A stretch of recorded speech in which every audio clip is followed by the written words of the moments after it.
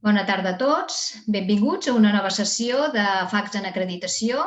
En aquesta ocasió tornem a presentar la tercera sessió que ja vam fer a finals de l'any passat perquè hi ha hagut molta demanda.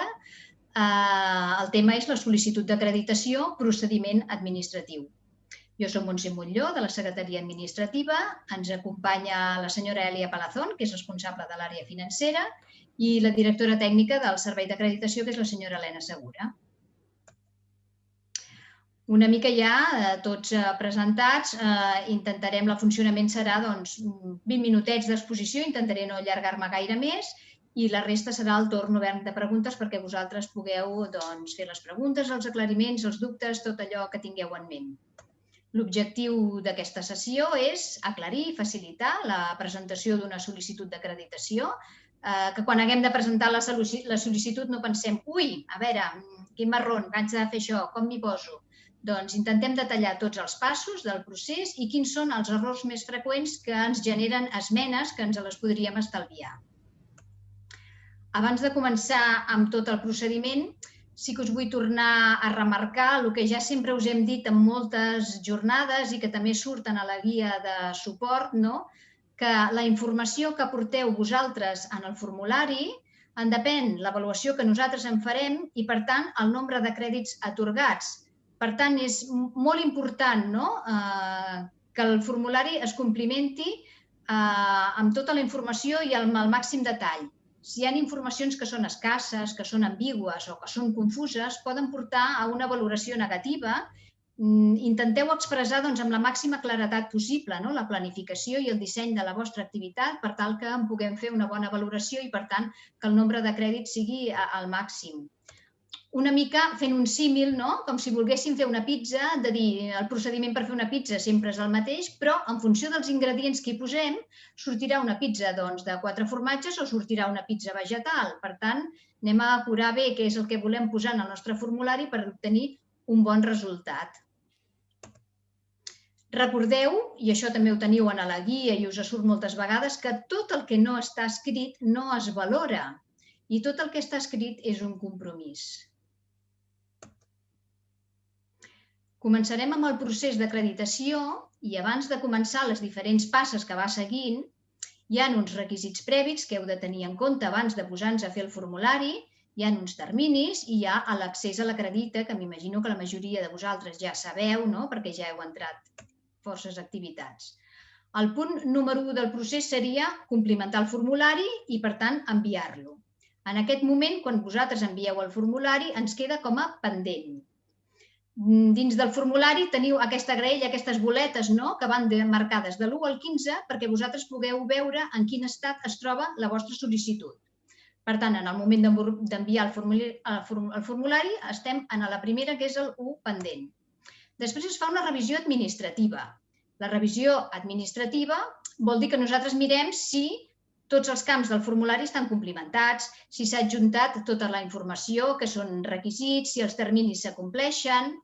Un cop s'ha fet aquesta revisió, estem en el punt número 2, que serien esmenes tècniques, i passarem al 3, que és una revisió més tècnica. És una revisió dels experts en quant als objectius, en quant a la metodologia, si la metodologia va adequada als objectius, si l'avaluació també va en funció del que hem sol·licitat. Un cop tenim les dues revisions fetes, passaria a demanar les esmenes que ja tenim marcades. I estaríem en el punt número 4, que és quan la pilota està a la vostra taulada. Pendent correcció entitat vol dir que vosaltres heu de millorar o refer les esmenes o aquells requisits que us hagin demanat. D'acord? Per tant, sempre passareu del punt 1, quan vosaltres heu fet el formulari, en el punt 4, que és quan heu de resoldre esmenes. Un cop ens torneu a enviar les esmenes, queda com a comprovar esmenes, es revisen i, si tot és correcte, es passa a assignar als avaluadors. D'acord? Passaríem del punt 1 al punt 6, que és el que veurem en la sessió d'avui. Del 6 fins al 15 encara queden molts estats, però tots aquests estats són aquells en què vosaltres no hi heu d'intervenir. Seria, un cop està assignat als avaluadors, la revisió de les puntuacions, passa per un coordinador tècnic, passa al Departament de Salut, s'ha de fer la resolució, s'ha d'assignar, són tot d'estats en els que vosaltres no interveniu, però sí que podeu saber més o menys quant de temps us pot quedar per la finalització. Passem, doncs, primer als requisits previs. Abans de començar un formulari de sol·licitud, què hem de tenir a punt perquè sabem segur que ho necessitarem i ens ho demanaran? El programa. El programa ha d'incloure el logotip de l'entitat que organitza, ha de ser clarament visible i diferenciada de la resta de logotips. El títol de l'activitat. Lloc de realització, si és una activitat que és a distància, doncs posarem la pàgina web, la URL, el calendari, l'horari, el temari i els ponents, o bé els autors si és una activitat a distància. Què més ens demanaran? Currículum. El currículum no ha de ser molt ampli, màxim 3-5 línies. Què ha d'incloure? Nom complet, professió, especialitat, lloc de treball i càrrec. Es pot afegir informació sobre la formació o una mica en funció de la ponència que faci en aquell moment. No cal que siguin currículums molt extensos. Després, el diploma o certificat, el model que s'entreguen als participants i que ja teniu en la guia de suport. L'enquesta. L'enquesta ha de valorar uns mínims, que és l'organització, la metodologia, els docents i la utilitat i aplicabilitat al lloc de treball. Després, l'avaluació si s'escau segons la tipologia de l'activitat, no sempre és obligatori.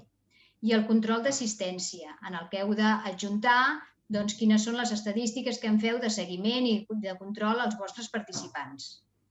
Un cop tenim tots aquests requisits, és quan podríem començar a emplenar el formulari. Seria una mica tenir a la nevera tots els ingredients de la pizza que volem cuinar. Si no tenim els ingredients, no ens podem posar a fer la pizza. D'acord? Els terminis. Cal presentar la sol·licitud preferentment amb 2 mesos d'antelació. Ja sé que molts de vosaltres ens dieu és que en 2 mesos potser no tinc el ponent, potser em falla, no tinc la informació, no hi soc a temps. Bé, són flexibles. Fins a 30 dies abans que s'iniciï l'activitat es pot presentar la sol·licitud i el programa us deixarà. Però, hi ha un però. Tingueu en compte que si la presenteu en 30 dies, tot i que s'accepta a tràmit, en cas que hi hagués esmenes o requisits que no s'acomplissin i que es fes una no admesa a tràmit, no podríeu tornar-la a presentar perquè ja no estaríeu a temps amb aquell calendari. O es modifica el calendari o no tindríem acreditació. Aquesta és la pega de presentar-la justa de temps, que quan hi ha esmenes que s'han de modificar, si no hi som a temps, no es pot acreditar l'activitat. Els altres terminis que hem de tenir en compte és, un cop ja us hem enviat les esmenes, teniu 10 dies per contestar esmenes. Salta una alerta. Un cop han passat els 10 dies, us dona 3 dies més.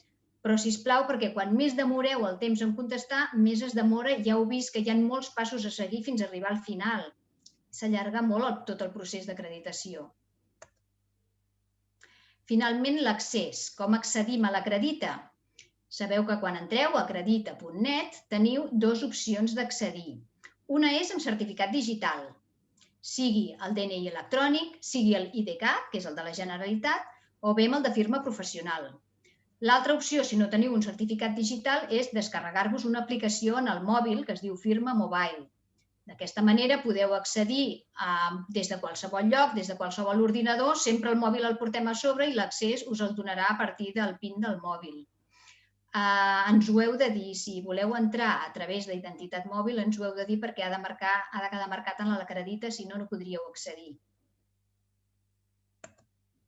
I un cop hem accedit, tenim 2 opcions. La de sol·licitar nova acreditació, que és la que farem ara, però també teniu un botó d'altres gestions, que m'hi vull entretenir un momentet perquè hi ha gent que de vegades pregunta coses que realment les podeu solventar des d'aquest botó d'altres gestions.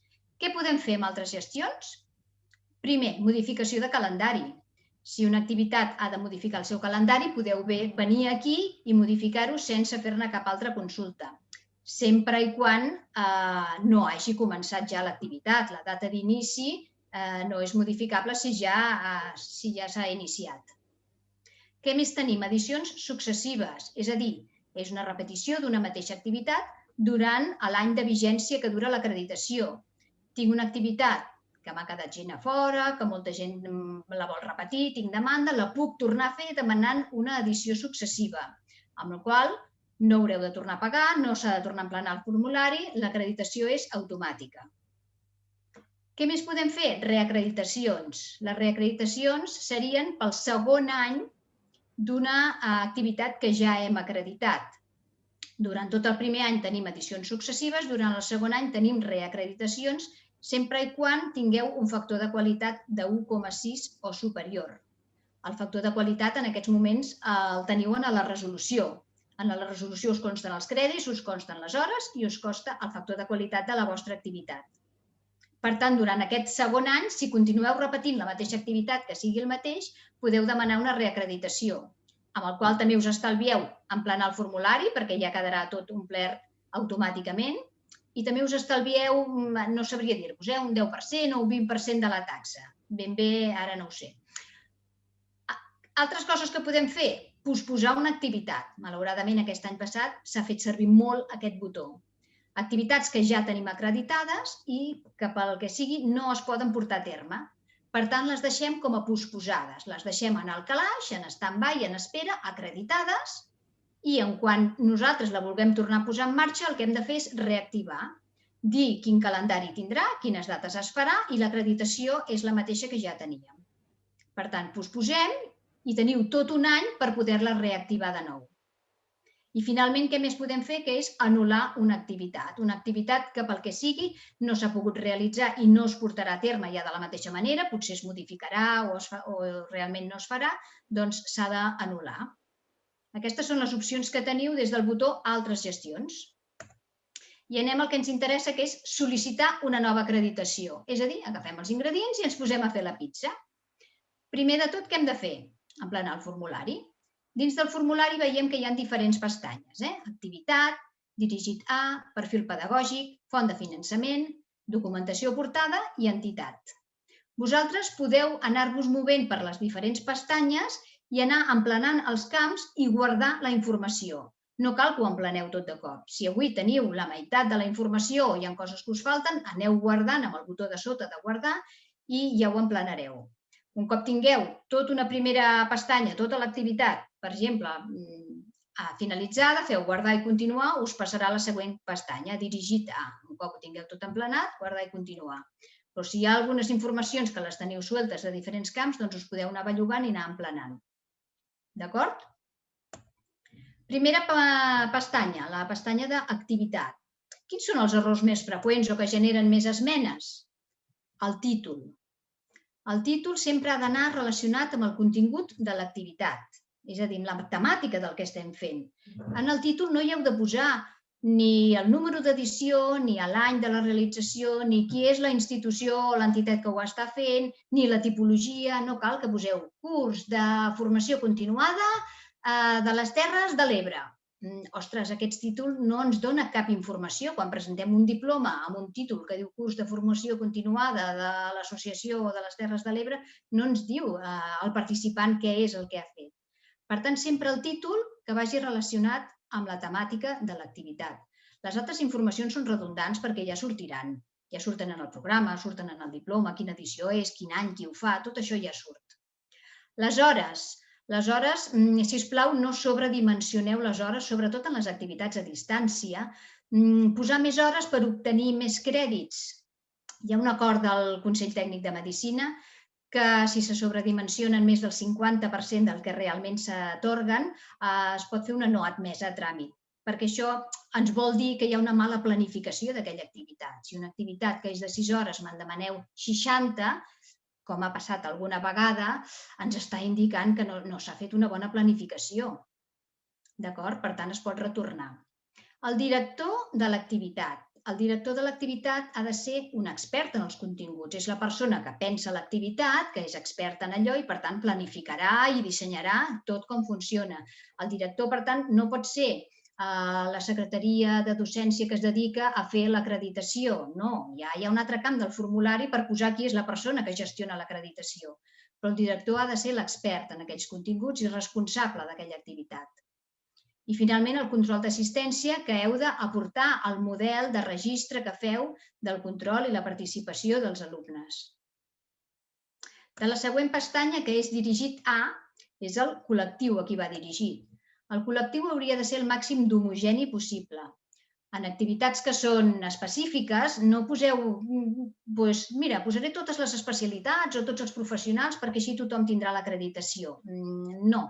Activitats que són específiques, quan més homogeni sigui el col·lectiu, millor, perquè el que pot ser molt pertinent per una especialitat potser no ho és tant per una altra.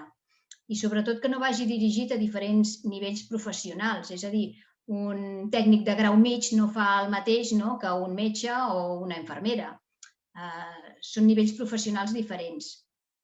Tingueu en compte que sí que és veritat que hi ha activitats que són transversals, activitats, per exemple, de comunicació, de revisió bibliogràfica, que aquí sí que hi pot assistir qualsevol professional i, per tant, aquestes que són transversals sí que són més heterogènies. La pestanya de perfil pedagògic, que és la que més costa d'emplenar i que té 4 camps importants. Sobretot el primer, que és justificació. La justificació és el que més compta, multiplica per 2, i és important que descriviu acuradament el per què. Què és el que justifica? Quina necessitat hi ha de fer aquell curs? És perquè jo en sé molt i tinc molts anys d'expertesa i vaig a fer un curs d'això? O és perquè realment hi ha una necessitat? Doncs expliqueu-nos, aporteu dades assistencials, aporteu dades bibliogràfiques, és a dir, per què, com es justifica que es faci aquell curs?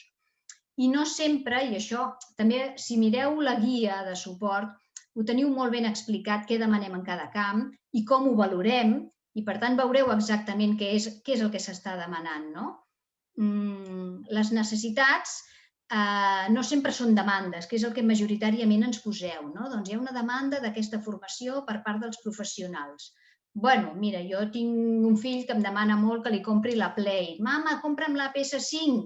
I és una demanda constant i m'ho justifica, perquè ara estem en pandèmia, estem molt a casa, jo em podria connectar, soc l'únic de classe que no ho tinc, no sé, em dona molts raonaments. Però, bueno, una demanda no sempre és una necessitat.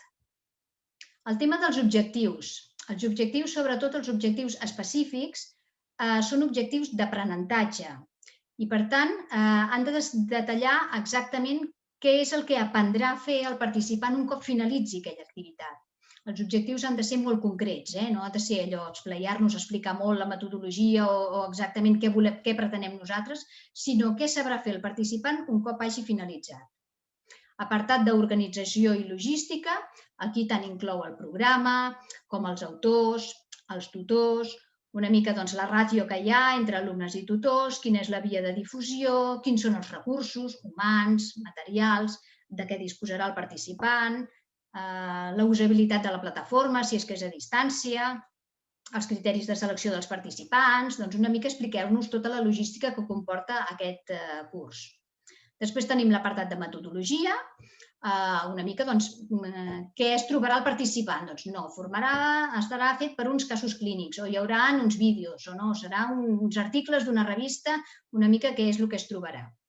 I finalment l'avaluació, en la qual sempre heu d'aportar el model. Si és un requisit i és obligatori, doncs un examen de coneixements o el que hi hagi, o si no, l'enquesta de satisfacció. Però aporteu el model i una mica els criteris que fareu servir per la valoració.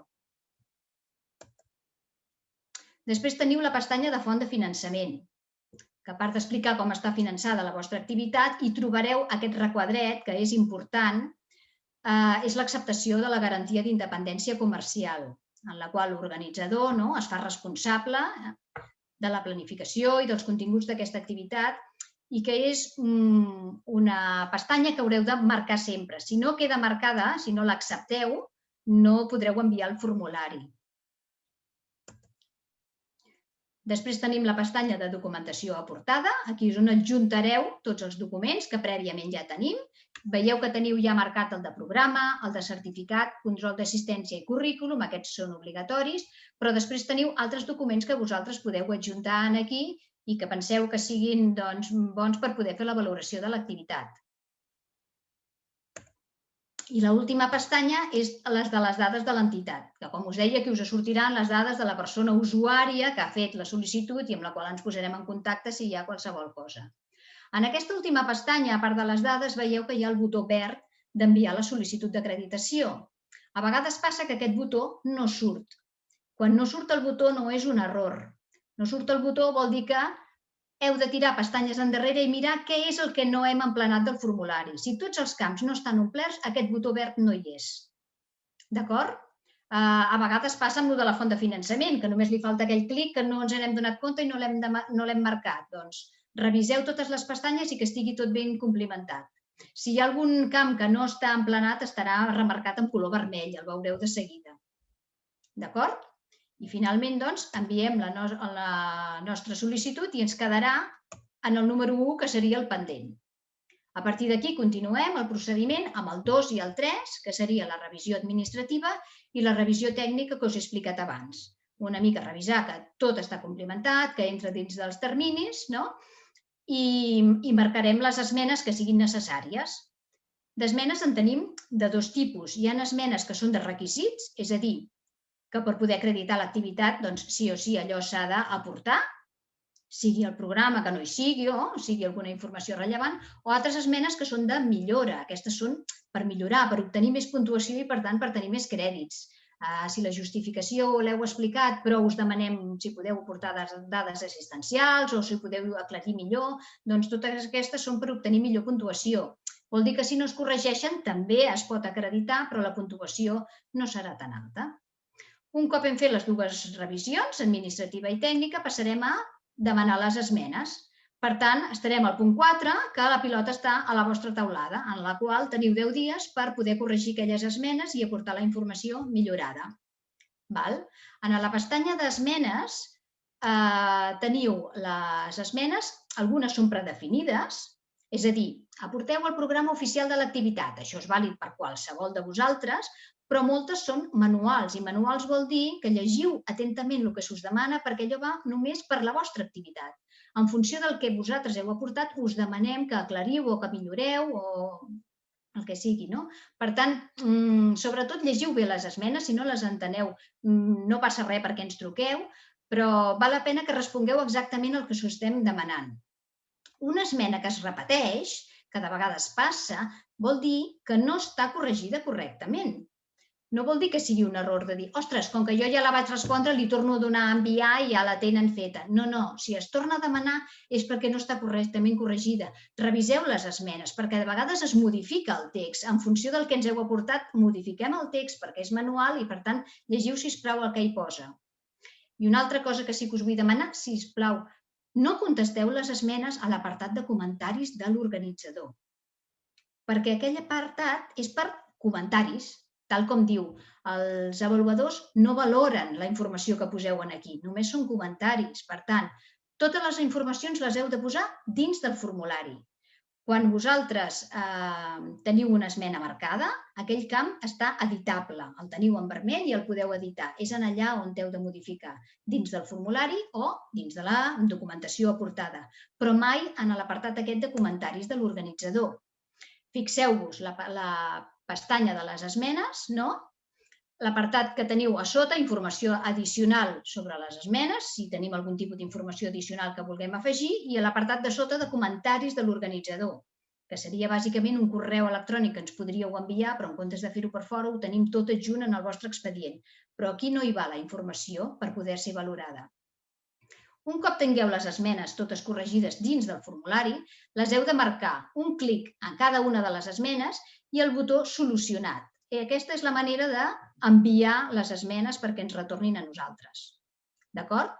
Un cop ens han retornat a les esmenes i totes són correctes, les passem a valorar en el comitè d'avaluadors. O sigui, posem la pizza al forn i esperem el resultat, a veure què en surt. Moltes gràcies per acompanyar-nos. Ara és el vostre torn per qualsevol aclariment, dubtes, preguntes o suggeriments que ens vulgueu fer.